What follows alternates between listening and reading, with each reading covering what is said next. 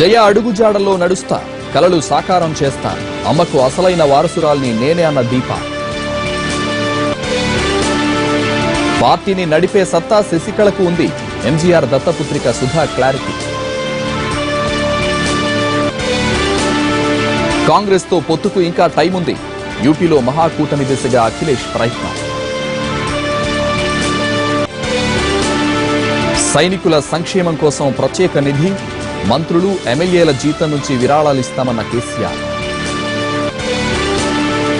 స్కైవేలు ఫ్లైఓవర్లతో traffic సమస్య అధిగమిస్తాం, metro పనుల్లో ఎలాంటి జాప్యం లేదన్న కేటీఆర్.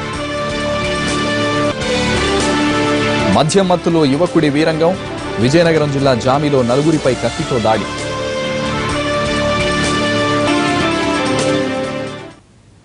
దేశంలో ఎక్కడా లేని విధంగా సైనికుల సంక్షేమం కోసం ప్రత్యేక నిధి ఏర్పాటు చేస్తున్నామని తెలంగాణ ముఖ్యమంత్రి కేసీఆర్ శాసనసభలో ప్రకటించారు. సైనికుల సంక్షేమం సామాజిక బాధ్యతగా గుర్తించాలన్నారు. ప్రభుత్వ ఉద్యోగులు ఒకరోజు వేతనాన్ని సైనిక సంక్షేమ నిధికి ఇచ్చేందుకు ముందుకొచ్చారని చెప్పారు. అవార్డులు పొందిన సైనికులకు కేంద్రంతో పాటు రాష్ట్ర ప్రభుత్వం కూడా నగదు పారితోషికం ఇవ్వాలని నిర్ణయించామని సీఎం కేసీఆర్ తెలిపారు. తెలంగాణ రాష్ట్రం సైనిక సంక్షేమంలో భారతదేశంలోని అన్ని రాష్ట్రాలకు ఆదర్శంగా నిలవాలి. ఇందుకోసం ప్రజాప్రతినిధుల, ఉద్యోగుల స్వచ్ఛంద భాగస్వామ్యాన్ని కోరాం. వారి సహకారంతో ఒక సమగ్ర విధానాన్ని ప్రవేశపెడుతున్నాం. ఈ పథకం ద్వారా విధి నిర్వహణలో కొనసాగుతున్న సైనికులు, మరణించిన సైనికుల కుటుంబ సభ్యులు, యుద్ధంలో క్షతగాత్రులైన వారు, అంగవైకల్యం పొందినవారు, మాజీ సైనికులు ప్రయోజనం పొందుతారు. దేశంలోని ఏ రాష్ట్రంలో లేని విధంగా సైనికుల సంక్షేమం కోసం ప్రత్యేక నిధి ఏర్పాటు చేస్తున్నాం. సైనికులు, వారి కుటుంబాల సంక్షేమం కోసం ఖర్చు చేస్తాం. సైనికుల సంక్షేమం కోసం చేపట్టే కార్యక్రమాల కోసం తమ వంతు ఆర్థిక సహకారం అందించాలనే ప్రభుత్వం పిలుపునందుకొని మంత్రులు, ఎమ్మెల్యేలు, ఎమ్మెల్సీలు, ఎంపీలు, ప్రభుత్వ ఉద్యోగులు ముందుకొచ్చారు. ముఖ్యమంత్రి, మంత్రులు ప్రతి ఏటా 25,000 రూపాయలు, ఎమ్మెల్యేలు, ఎమ్మెల్సీలు, ఎంపీలు 10,000 రూపాయలు సైనిక సంక్షేమ నిధికి ఇవ్వాలని నిర్ణయించుకున్నాం. రాష్ట్ర ప్రభుత్వ ఉద్యోగులు తమ ఒకరోజు వేతనాన్ని ఈ నిధికి అందివ్వడానికి సంసిద్ధత వ్యక్తం చేశారు. సైనికుల పట్ల తమ ఆదరాభిమానాలను ప్రకటించినందుకు ఈ సందర్భంగా ప్రజాప్రతినిధులకు, ఉద్యోగులకు మనస్ఫూర్తిగా కృతజ్ఞతలు తెలియజేస్తున్నాను. తెలంగాణ రాష్ట్ర ప్రభుత్వ ఉద్యోగులుగా పనిచేసిన మాజీ సైనికులు 2 పెన్షన్లు పొందే వెసులుబాటు కల్పిస్తున్నాం. ఆ మాజీ సైనికుడు మరణిస్తే ఆయన భార్య కూడా 2 పెన్షన్లు పొందే అవకాశాన్ని తెలంగాణ రాష్ట్రం కల్పిస్తుంది. రాబోయే రోజుల్లో సైనికుల సంక్షేమం కోసం మరిన్ని చర్యలు చేపట్టేందుకు రాష్ట్ర స్థాయిలో సైనిక సంక్షేమ సలహా మండలి ఏర్పాటు చేశాం. ఈ మండలితో ప్రభుత్వం నిరంతరం చర్చిస్తూ సైనికుల సంక్షేమం కోసం తీసుకునే చర్యలను సమన్వయపరుస్తుంది.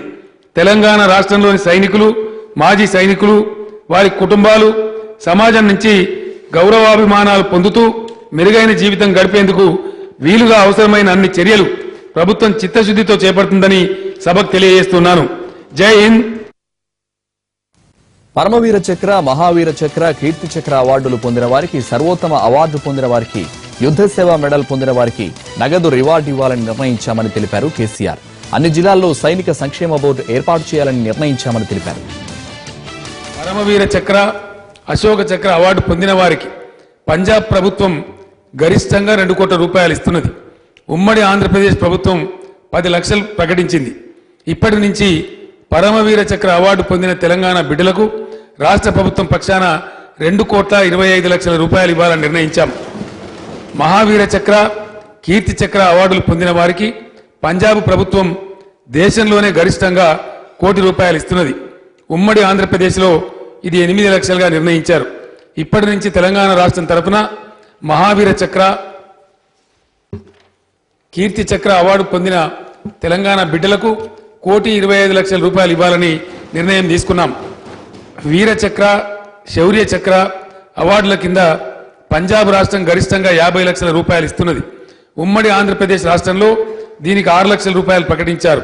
ఇప్పుడు ఈ అవార్డు కింద తెలంగాణ రాష్ట్రంలో 75 లక్షల రూపాయలు ఇవ్వాలని నిర్ణయించాం. సేనా మెడల్, గ్యాలంటరీ అవార్డు పొందిన వారికి హర్యానా ప్రభుత్వం గరిష్టంగా 21 లక్షల రూపాయలు ఇస్తున్నది. ఉమ్మడి ఆంధ్రప్రదేశ్లో 23,250 మాత్రమే ప్రకటించారు. తెలంగాణ ప్రభుత్వం సేవా అవార్డులు పొందిన వారికి 30 లక్షల రూపాయలు ఇవ్వాలని నిర్ణయించింది. పెన్షన్ ఇన్ డిస్పాచెస్ గాలంటరీ అవార్డు పొందిన వారికి పంజాబ్, హర్యానా ప్రభుత్వం 10 లక్షల రూపాయలు ఇస్తున్నది. ఉమ్మడి ఆంధ్రప్రదేశ్ రాష్ట్రంలో 12,000 రూపాయలుగా నిర్ణయించారు. తెలంగాణ రాష్ట్రంలో పెన్షన్ ఇన్ డిస్పాచెస్ గ్యాలంటరీ అవార్డులు పొందిన వారికి 25 లక్షల రూపాయలు ఇవ్వాలని నిర్ణయించాం. సర్వోత్తమ యుద్ధ సేవ మెడల్ పొందిన వారికి కేరళ రాష్ట్రంలో 20 లక్షల రూపాయలు ఇస్తున్నారు. ఉమ్మడి ఆంధ్రప్రదేశ్లో 1,27,000 రూపాయలు ఇచ్చేవారు. తెలంగాణ రాష్ట్రం తరఫున సర్వోత్తమ యుద్ధ సేవ మెడల్ పొందిన వారికి 25 లక్షల రూపాయలు ఇవ్వాలని నిర్ణయించాం. ఉత్తమ యుద్ధ సేవ మెడల్ పొందిన వారికి కేరళ రాష్ట్రం 16 లక్షల రూపాయలు ఇస్తున్నది. ఉమ్మడి ఆంధ్రప్రదేశ్లో 75,000 రూపాయలు ఇచ్చేవారు. తెలంగాణలో ఉత్తమ యుద్ధ సేవ మెడల్ పొందిన వారికి 20 లక్షల రూపాయలు ఇవ్వాలని నిర్ణయించాం. యుద్ధ సేవ మెడల్ పొందిన వారికి కేరళలో 2 లక్షల రూపాయలు ఇస్తున్నారు. ఉమ్మడి ఆంధ్రప్రదేశ్లో 34,000 రూపాయలు ఇచ్చారు. తెలంగాణలో యుద్ధ సేవ మెడల్ పొందిన వారికి 5 లక్షల రూపాయలు ఇవ్వాలని నిర్ణయించాం. సర్వీస్ కాలంలో యుద్ధంలో మరణించిన సైనికులకు, ఇతర కారణాలతో మరణించిన సైనికులకు ఇస్తున్న పరిహారంలో ప్రస్తుతం వ్యత్యాసం ఉన్నది. ఇతర సదుపాయాల్లోనూ తేడా ఉన్నది. అయితే యుద్ధంలో మరణించిన సైనిక కుటుంబాలకు ఏ రకమైన పరిహారం సదుపాయాలు ఇస్తున్నారో సర్వీసులో ఉండి అనారోగ్యం, రోడ్డు ప్రమాదాలు లాంటి ఇతర కారణాల వల్ల మరణించిన సైనిక కుటుంబాలకు కూడా అదే పరిహారం అందించాలని నిర్ణయించాం. రాష్ట్ర స్థాయిలోనూ జిల్లా స్థాయిలోనూ ఉన్న సైనిక సంక్షేమ బోర్డులను బలోపేతం చేస్తాం. ప్రస్తుతం పాత 10 జిల్లాలలో బోర్డులు ఉన్నాయి. రాబోయే రోజుల్లో రాష్ట్రంలో కొత్తగా ఏర్పాటైన 21 జిల్లాలలో కూడా ఏర్పాటు చేస్తాం. 36లో షార్ట్ బ్రేక్ తీసుకుందాం. Stay with us.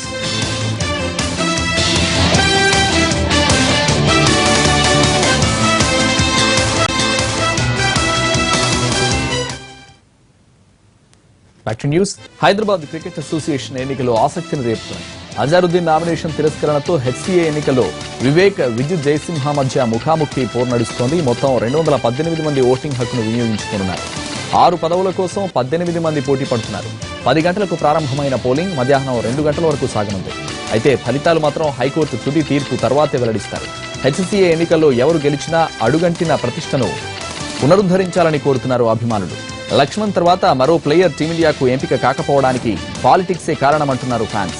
ఇప్పటికైనా యంగ్ క్రికెటర్స్ ను ఎంకరేజ్ చేయాలని కోరుతున్నారు.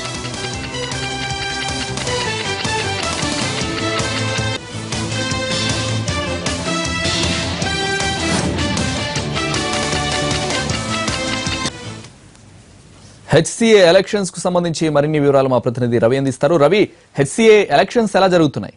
క్రికెట్ అసోసియేషన్ ఎన్నికలు ముగియనున్నాయి. ఈ రోజు ఉదయం 10 గంటలకు ప్రారంభమైనటువంటి ఎలక్షన్స్ చాలా ఫాస్ట్గానే జరుగుతున్నాయి. మొత్తం 216 మంది సభ్యులు ఈ ఓటు హక్కు వినియోగించుకోవాల్సి ఉండగా 170 మంది ఇప్పటికే వినియోగించుకున్నారు.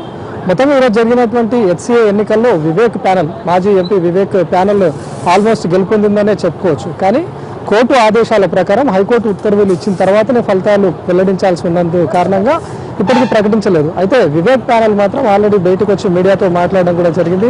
మేము ఆల్మోస్ట్ గెలుపొందామని కూడా చెప్పినటువంటి సిచ్యువేషన్. మరి వీళ్ళంతా ఈరోజు జరిగినటువంటి ఎలక్షన్ క్రమాన్నంతా, ఫలితాలనంతా ఒక సీల్డ్ కవర్లో ఉంచి కోర్టుకు సమర్పిస్తారు. కోర్టు ఎలాంటి ఆదేశాలు అయితే ఇస్తుందో వాటి మేరకు ఫలితాలను ఎప్పుడు వెల్లడించాల్సి ఉందో ఆ రోజే వెల్లడించాల్సి ఉంటుంది. ప్రస్తుతం మనం ఉప్పల్ స్టేడియం వద్ద ఉన్నటువంటి ఎన్నికల హడావిడి కూడా చూసుకోవచ్చు. ఉదయం నుంచే ఈరోజు ఓటు హక్కు ఎవరికైతే ఉందో వాళ్ళందరూ ఇక్కడికి చేరుకొని తమ ఓటు హక్కును వినియోగించుకోవడం జరిగింది. అయితే ఎన్నో అనూహ్య పరిణామాలు, లేకపోతే మాజీ కెప్టెన్ అజరుద్దీన్ నామినేషన్ వేయడం, ఆ తర్వాత దాన్ని ఎన్నికల రిటర్నింగ్ ఆఫీసర్ రిజెక్ట్ చేయడం, ఇలాంటి పరిణామాలు, ఆ తర్వాత హైకోర్టు కూడా వెళ్లారు. హెచ్సీ ఎన్నికలు జరగకుండా ఉండాలి అని చెప్పేసి హెచ్సీ ఎన్నికలను అడ్డుకుంటామని కూడా చెప్పారు. ఇలాంటి పరిణామాల మధ్య ఈరోజు జరిగినటువంటి ఎలక్షన్స్ మాత్రం ప్రశాంతంగానే ముగిశాయి. ఈరోజు ఉదయం కూడా విఎక్స్ నేతృత్వంలో కొంతమంది వచ్చి మేము ఎన్నికలను అడ్డుకుంటామని కూడా చెప్పడంతో కొంతమంది పోలీస్ బందోబస్తును కూడా ఏర్పాటు చేశారు. సిపి కూడా ఎన్నికల నిర్వహణను పర్యవేక్షించారు. అయితే ఇప్పటివరకైతే ఎలాంటి గందరగోళం లేకుండా ఎన్నికలు అయితే ముగిశాయి. కానీ ఎన్నికలు జరుగుతున్నటువంటి తీరు మాత్రం పూర్తిగా అప్రజాస్వామికంగా ఉందని చెప్తున్నారు. ఇప్పటిదాకా కొద్దిసేపటి క్రితం తన ఓటు హక్కును కూడా వినియోగించుకున్నారు వి హనుమంతరావు. తను ఇక్కడ ప్యానల్గా ఉండి ఒక మెంబర్గా ఉన్నాను కాబట్టి ఓటు హక్కును వినియోగించుకున్నాను, కానీ ఇక్కడ జరుగుతున్నటువంటి ఎన్నికలకు పూర్తి స్థాయిలో నేను వ్యతిరేకం అని చెప్తున్నాను. ఎన్నికలు అప్రజాస్వామికంగా జరుగుతున్నాయి. స్టేట్ ఎలక్షన్ కమిటీ లేదా సెంట్రల్ ఎలక్షన్ కమిటీ ఆధ్వర్యంలో జరగాల్సినటువంటి ఎన్నికలు ఈరోజు కింది స్థాయి కోర్టు ఆదేశాల ప్రకారం నిర్వహించడం పూర్తి అప్రజాస్వామికం అని చెప్తున్నారు. ఎందుకంటే ఒక ఎన్నికల రిటర్నింగ్ ఆఫీసర్ ఉండాలి, అది స్టేట్ లెవెల్ లేదా సెంట్రల్ లెవెల్ అధికారి ఉండాలి, కానీ వీళ్ళు మాత్రమే మ్యానిపులేట్ చేస్తూ ఎన్నికలు నిర్వహిస్తున్నారని ఆరోపిస్తున్నారు. అదేవిధంగా హైదరాబాద్ క్రికెట్ అసోసియేషన్ వంటి ప్రతిష్టాత్మకమైనటువంటి అసోసియేషన్లోకి రాజకీయ శక్తులు కూడా చొరపడ్డాయి, హెచ్సిఏ ప్రతిష్టను దిగజార్చున్నాయని చెప్పేసి హనుమంతరావు వాపోయినటువంటి పరిస్థితి. అదేవిధంగా ఎక్స్ ప్రెసిడెంట్గా ఉన్నటువంటి హర్షదాయబ్ కూడా ఇదే మాట చెప్పారు. మేము కోర్టుకు వెళ్ళాము, అయినప్పటికీ కూడా కోర్టు ఆదేశాలను కూడా ధిక్కరించారని చెప్తున్నారు. అయితే ఈరోజు జరుగుతున్నటువంటి ఎన్నికలు పూర్తిగా మ్యానిపులేట్ చేసి జరుగుతున్నాయని చెప్తున్నారు. వివేక్ ప్యానెల్లో ఉన్నటువంటి కొంతమంది కోర్టులను మ్యానిపులేట్ చేస్తున్నారు అని చెప్పి తమ సొంత ఖర్చులను పెట్టుకొని ఈరోజు హెచ్సిఏ ఎన్నికలు నిర్వహిస్తున్నారని చెప్పి హర్షదాయబ్ వాపోయినటువంటి సిచ్యువేషన్ కూడా మనం చూసుకోవచ్చు. మొత్తంగా ఈరోజు జరుగుతున్నటువంటి ఎన్నికలు వన్ సైడ్గా జరిగాయని చెప్పుకోవచ్చు. ఎందుకంటే ప్రెసిడెంట్ బరిలో వివేక్ ఉన్నారు, వివేక్కు ఆపోజిట్గా విద్యుత్ జయసింహ ఉన్నారు. ఒకనొక టైంలో విద్యుత్ జయసింహ కూడా హర్షదాయబ్ సపోర్ట్ ఇచ్చినటువంటి సిచ్యువేషన్. అయితే ఇప్పుడున్నటువంటి వివేక్ ప్యానల్ మాత్రమే కొద్దిగా స్ట్రాంగ్గా అందులోనూ యూనిటీగా కనపడుతుండడంతో విజయావకాశాలన్నీ కూడా వివేక్ ప్యానల్కే లభించాయి. ఎందుకంటే ప్రెసిడెంట్ స్థానంలో ఇద్దరు పోటీ పడుతున్నారు, వైస్ ప్రెసిడెంట్ స్థానానికి మరో ఇద్దరు పోటీ పడుతున్నటువంటి సిచ్యువేషన్. దాదాపు ఇప్పుడు జరిగినటువంటి ఎన్నికల తీరు అంతా పరిశీలిస్తే వివేక్కు భారీ మెజారిటీ లభించినట్టుగా తెలుస్తుంది. మరి కాసేపట్లోనే ఎన్నికల ప్రక్రియ కూడా ముగియనుంది. మొత్తంగా ఈ రిజల్ట్స్ అన్నింటినీ ఒక షీల్డ్ కవర్లో ఉంచి కోర్టుకు సమర్పించడం జరుగుతుంది. మరి కోర్టుకు వీళ్ళు ఎప్పుడు అప్రోచ్ అవుతారు, కోర్టు ఎలాంటి ఆదేశాలు ఇస్తుంది, ఎలాంటి ఆదేశాల ప్రకారం మీరు ఫలితాలు ఎప్పుడు ప్రకటిస్తారు అనేది మాత్రం మిగిలింది. మరి ఈరోజు జరిగినటువంటి ఎన్నికల ప్రక్రియలో ఒక సెక్రటరీ పోస్టుకు మాత్రం ఏకగ్రీవంగా ఎన్నుకున్నారు. శేషనారాయణ అనే వ్యక్తికి అపోనెంట్గా ఎవరు లేకపోవడంతో ఒక హెచ్సిఏ సెక్రటరీ పోస్ట్ మాత్రం ఏకగ్రీవంగా ఎన్నుకోబడ్డారు. ఆయన బయటకు వచ్చి విజయోత్సవం కూడా ప్రకటించారు, తన విజయానందాన్ని కూడా తను చెప్పారు. మరి హెచ్సిఏలో మేము వచ్చిన తర్వాత అవినీతి గురించి మాట్లాడకుండా గ్రామీణ స్థాయి నుంచి హెచ్సిఏను బలోపేతం చేస్తామని చెప్పేసి వీళ్ళు మాట్లాడుతుంటే హెచ్సిఏ పాస్ట్ మెంబర్స్ అవ్వచ్చు, లేకపోతే వివేక్ యాంటీ ప్యానల్ వీళ్ళంతా ఉండి ఈరోజు వన్ సైడ్గా జరిగేలా చేశారు. కొంత రాజకీయ వ్యక్తుల ప్రబలం కూడా ఇందులో ఉంది. కోర్టులను కూడా మ్యానిపులేట్ చేసి తమ సొంత ఖర్చులతో ఈరోజు ఎలక్షన్లు నిర్వహిస్తున్నారని చెప్పి కూడా తప్పుపట్టారు. ఇప్పటికే కోర్టులను ఆశ్రయించి హెచ్సిఏ ఎలక్షన్ను అడ్డుకోవాలని సూచించినటువంటి హర్షదాయ్ ప్యానల్ అవ్వచ్చు, లేక ఇతరత్ర వ్యక్తులు అవ్వచ్చు, మరి దీనిపై కూడా మరింత న్యాయ పోరాటం చేస్తామని చెప్తున్నారు. ఈరోజు జరిగినటువంటి ఎన్నికలు పూర్తిగా చట్ట విరుద్ధంగా జరిగాయని చెప్పేసి మేము మళ్ళొకసారి కోర్టును అప్రోచ్ అవుతామని చెప్తున్నటువంటి సిచ్యువేషన్. ఏదైనప్పటికీ పూర్తి స్థాయి గందరగోళమైనటువంటి వాతావరణం హెచ్సిఏ ఎన్నికల కంటే ముందు జరిగినప్పటికీ ఎలక్షన్ ప్రక్రియ మాత్రం చాలా సజావుగానే జరిగింది.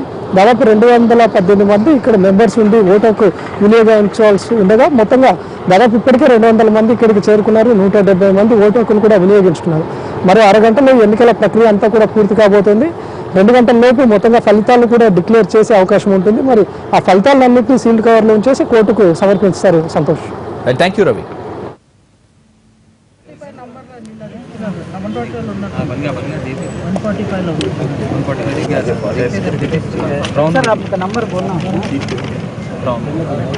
అన్నా నీది ప్లీజ్ అన్న ఆయన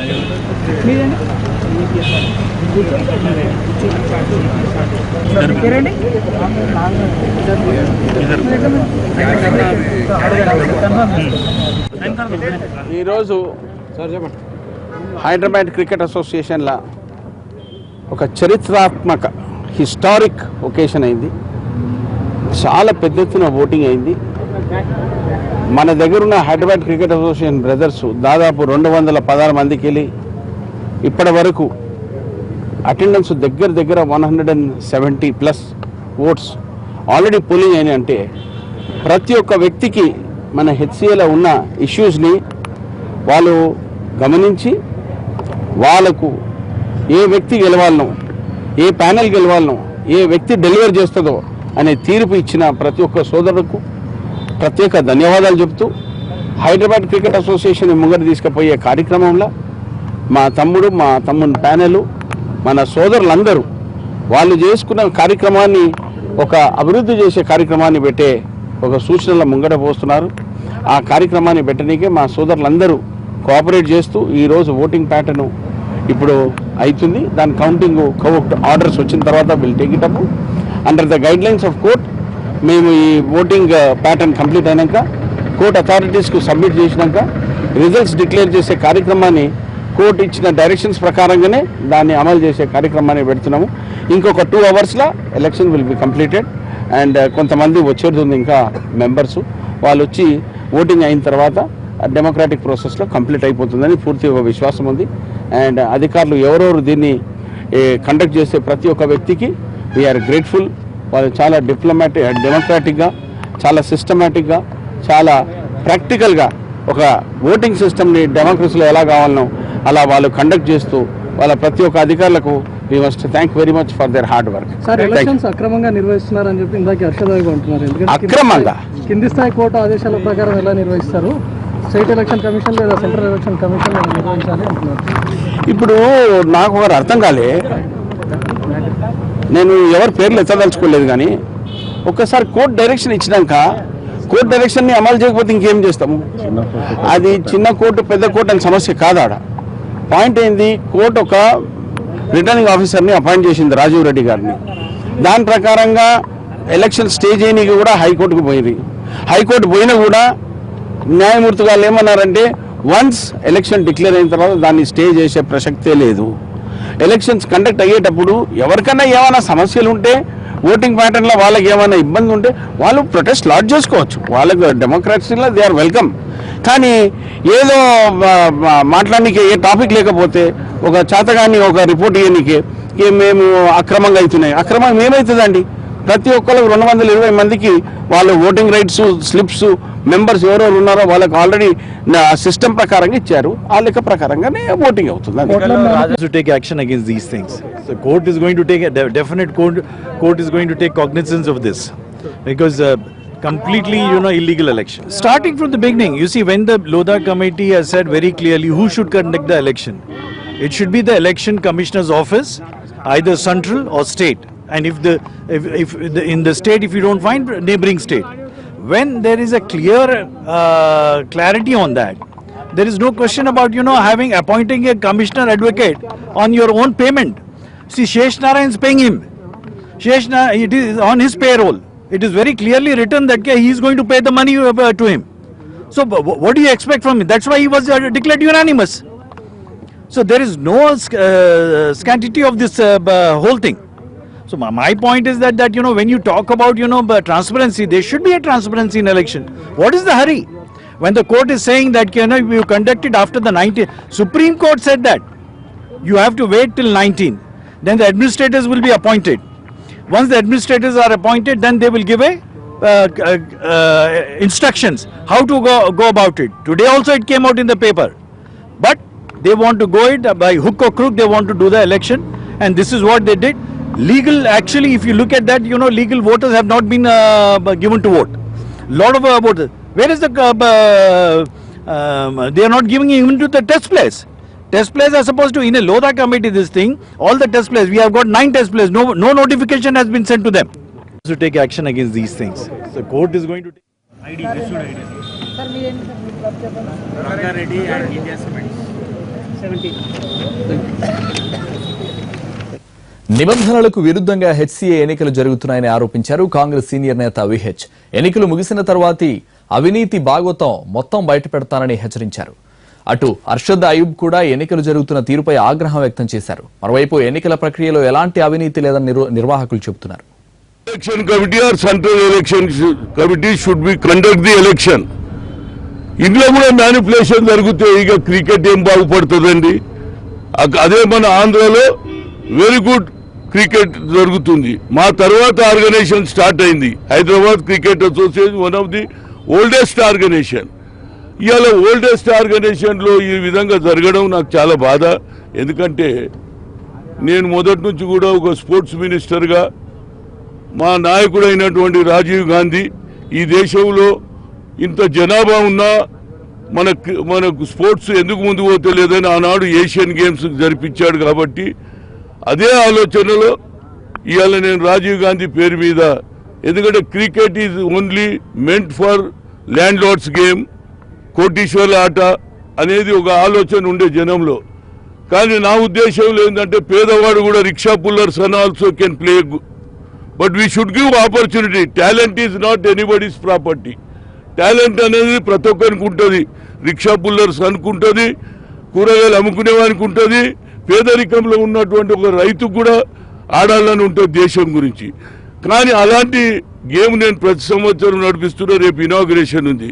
నేను అనేది ఇంత పెద్ద ఆర్గనైజేషన్ ఉన్నాక కూడా మరి ఇందులో ఎందుకు ఇట్లా జరుగుతున్నది, దీన్ని సిట్రైట్ చేయాలంటే నా ఉద్దేశంలో నాకు తెలిసినంత మటుకు ఇంట్లో స్పోర్ట్స్లో రాజకీయాలు చేయొద్దండి. ఇందులో కొంత రాజకీయం కనిపిస్తుంది.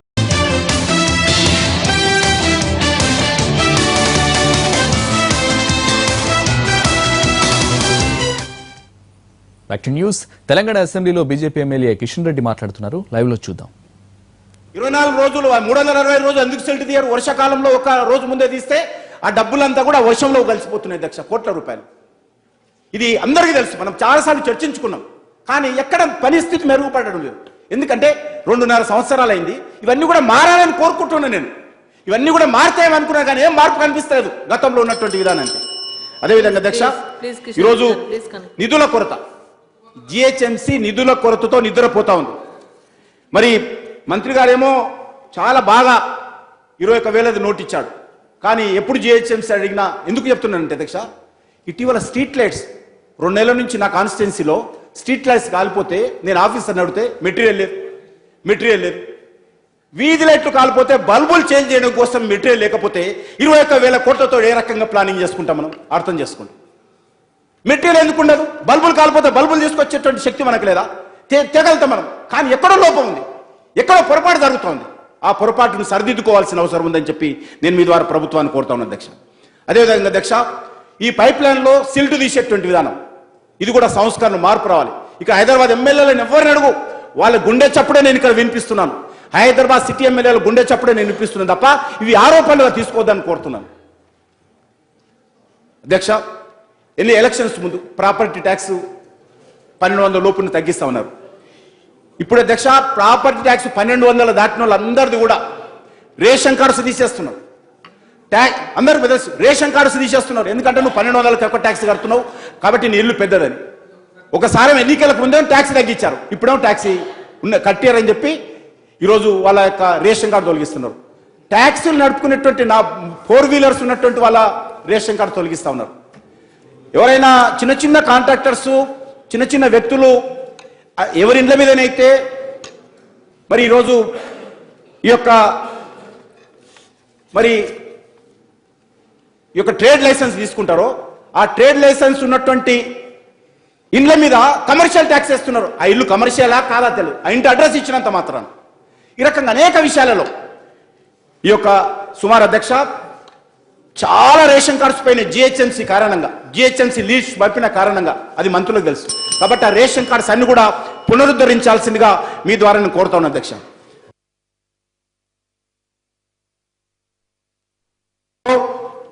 మనం డబ్బాలు ఇచ్చినాం, కానీ ఇంకా అవేర్నెస్ రావాలి, యూసేజీ పెరగాల. ఇచ్చిన డబ్బాలు వేరే ఉపయోగిస్తున్నారు తప్ప చెత్తకు ఉపయోగించడం లేదు. అది ఎందుకంటే మనం లక్షల రూపాయలు ఖర్చు పెట్టి డబ్బాలు ఇచ్చినాం. మంత్రి గారు చెప్పినట్టు 45 లక్షల ఎన్నో ఇచ్చాం. ఆ డబ్బాలన్నీ కూడా ఉపయోగించే విధంగా చూడాల్సినటువంటి అవసరం ఉందని చెప్పి మీ ద్వారా కోరుతాను. అదేవిధంగా అధ్యక్ష, ఎల్ఆర్ఎస్, అదేవిధంగా బీఆర్ఎస్, ఇవి కూడా ఎందుకు బీఆర్ఎస్ ఇవ్వాల్సిన పరిస్థితి వస్తుంది? ఈరోజు ఎందుకు అనేక ఇళ్ళు కొలగొట్టాల్సిన పరిస్థితి వచ్చింది? ఎక్కడ లోపం ఉంది? ఎవరి కారణంగా ఇళ్ళని లేస్తా ఉన్నాయి, మళ్ళీ ఈరోజు కొలగొట్టాలి, లేకపోతే ఈరోజు రెగ్యులరైజ్ చేయాలి. పూర్తిగా అవినీతి ఏదైతున్నదో అధ్యక్ష, జిహెచ్ఎంసీలో అవినీతిని పూర్తిగా ప్రక్షాళన చేయాల్సిన అవసరం ఉంది. అవినీతి ప్రక్షాళన చేయకుండా ప్రతిసారి ఇవ్వాల్సి వస్తాయి బీఆర్ఎస్, ఎల్ఆర్ఎస్.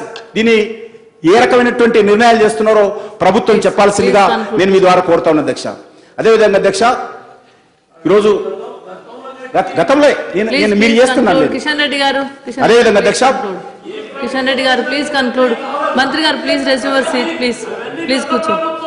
కిషన్ రెడ్డి గారు మీరు మాట్లాడండి.